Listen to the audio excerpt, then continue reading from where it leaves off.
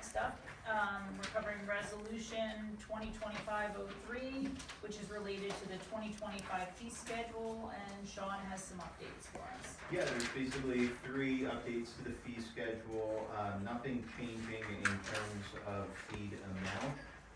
First, there was some question as to how the requirement for residential resale use and occupancy inspections was required over the summer. So that's been clarified. As of today, we will resume the procedure of having a residential resale use and occupancy permit. So if you're planning on selling your home, call the township, we'll set up the UNO appointment. The addition of mechanical and electrical fees that had previously existed on the fee schedule but were removed at some point have been re-added. And then finally, an option for a zoning decision letter fee has been added. So this really impacts, like, if you have a potential resident or a realtor calling saying, well, I'm thinking about buying this property, but I want to know if I can do X, Y, and Z with it. They can request a letter to get a opinion by the zoning letter, or by the zoning officer, excuse me, and pay a fee so that the zoning officer's time isn't being paid by, the township taxpayers. So just gives us a revenue source for work that may be coming to us. Okay. One question on that. It says effective today. Now, houses that are already listed for sale, are they affected by this or not? Yeah, as I've been getting calls from people over the last month, I've been telling them the board is meeting to discuss this on March 12th. If your closing date is after that, please let me know. The handful of people I've talked to have been far after that, so they're aware that they need to have this performed. Okay. Before we make a motion, does anybody have any questions? Yeah, are they inserting where it used to be the fire marshal also had to inspect the house? I don't know if that's a requirement for resale UNO. I think rental maybe. It used to be. Alright, well, I'll have to take a look at that and get back to you. Not to me, to the group. I'm not moving. Okay. Are you saying it should be in there? It used to It be. used The fire to be. marshal used to have to go out, and the building inspector Okay. is what it used to be.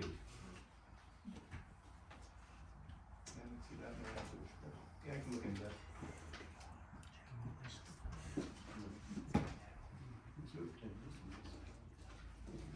All right, I'd like to make a motion to approve resolution 2025-03, the update to 2025 fee schedule as written.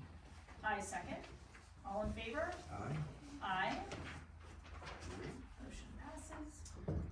Resolution 2025-04 is an update to the Commonwealth Financing Authority local share account grant application.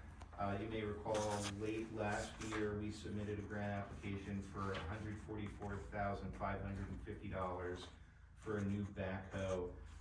The state is still processing that, but we have to pass the resolution to include your signature, Lisa, because you were the co-signer on the grant application. So a formality, but nevertheless, this is now resolution 2025-04. Use a backhoe anytime you want.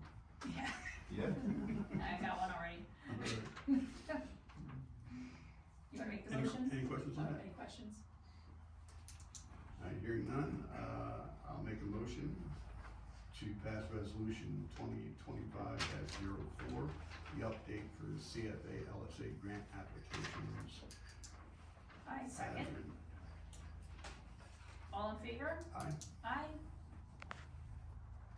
Motion passes. The next item up is resolution 2025-05, a resolution authorizing Upper Frederick Township to enter into an intergovernmental cooperative agreement to participate in the Delaware Valley Health Trust. And Sean, what's an update? So we just recently changed our health insurance provider for township staff. So previously, the township was going out into the open market, going through brokers to get an insurance plan. Lately, the insurance market has been pretty volatile with health insurance especially, and we're seeing a lot of premiums going up, sometimes by double digits year after year. So the alternative to that for local government organizations are these health trusts, which are basically cooperatives of different municipalities who pool together and manage risk through this insurance trust, which is what Delaware Valley Health Trust does. So we were able to switch the employee health plan from an HMO to a high deductible PPO, and the township's now actually able to, for the same price, we're paying I think 3 or 4% less annually, provide the employees' health insurance and pay the premium for their dependents. So we are paying, again, a little bit less, but we're also going to see predictably lower increases year over year in our health costs because the insurance trust doesn't have the profit margin requirement that the open market would. So that is a snippet of the resolution 2505. Anybody have any questions? And that insurance is a little better than what they had, comparable. Yeah, it's instead of a Keystone plan, it's an Aetna plan, which is still ubiquitous in this area. It's a PPO plan, so they get to keep all of their providers. Really, the cost savings comes from these health savings accounts that the employees are given. So we've worked with Divot to have some training with them. They have a point of contact at the health trust who they can call for issues, but it's a less expensive policy to manage, and we're getting it at a more favorable rate. And with some of those savings, we're able to, again, pay the premiums that these employees were paying previously out of pocket. Okay. Any other questions? Okay, make a motion. One question. What is the deductible, like you said, was a really high deductible, I'm just curious. I think it's a 2,000, 4,000 for single and 3,000, 6,000 for family, I wanna say. Yeah, it's a whole, I mean, I'm sure we'd all love to stay here talking about health insurance policies and everything, but, yeah, it's a good plan. I've checked around with other townships that enroll, through Divot, and they all have good things to say about it. Again, the employee gets a little bit more in terms of their coverage and their savings. The township gets to save money, and again, it's a lot more predictable year over year. You might see 1 or 2% cost increase in your premium as opposed to 10 or 12, going through the open market. So everybody seems to be aware.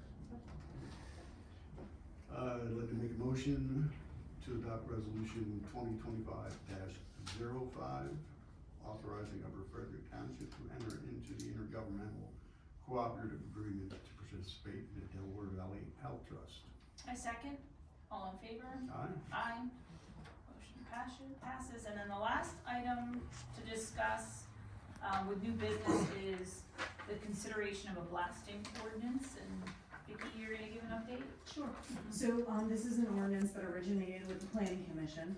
They were interested in putting some, restrictions on blasting within the township. The big thing about this is that it requires permits. It requires the contractor to show their licensing through the state and that sort of thing. There's certain protocol that they have to meet, involving surveys of surrounding properties.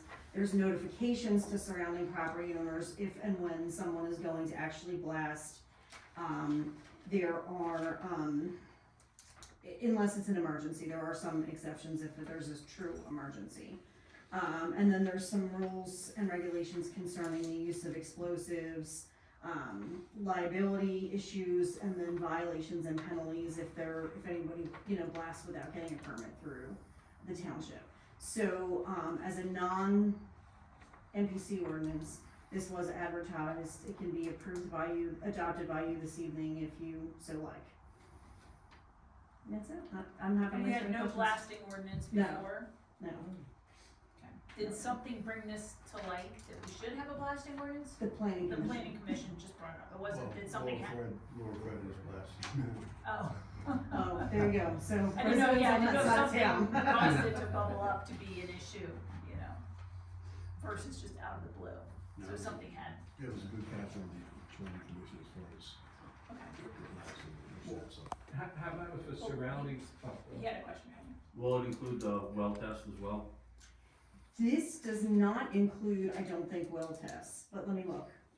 You wanna take, I'll come back, you wanna take Yeah, the next fine. question, one that I don't have to. Go ahead, George. yeah, let's see. the question I had, say for instance, the surrounding property was adversely affected, what kind of, liability, would the person doing the blasting, what are they assuming as far as, liability?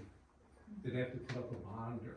Let me pull both of them together. So, first, the township requires a bond or a certificate of insurance naming the township of Upper Frederick as an additional insured in the minimum amount of $2 million per occurrence, $4 million in the aggregate. With regard specifically to the wells, yes, it says that they have to do a survey of all properties and utilities within 3,000 feet of the property where the proposed blasting is intended to occur, and a report of the survey includes. And then it goes on to talk about how all residential wells located within the aforesaid 3,000 foot area shall be checked for well water turbidity and bacterial contamination. The water quality test for existing wells shall include a written report signed by the person who conducted the test. Copies of the completed pre-blast survey and the water quality test results are to be provided to the township and the property owner prior to engaging in any blasting activity. So yes, there is well that has to be done beforehand. I can wait and find the one for it afterward, but I can get back to you on that part, but that was at least for the pre-survey. This is probably the tightest or strongest blasting ordinance in eastern Pennsylvania.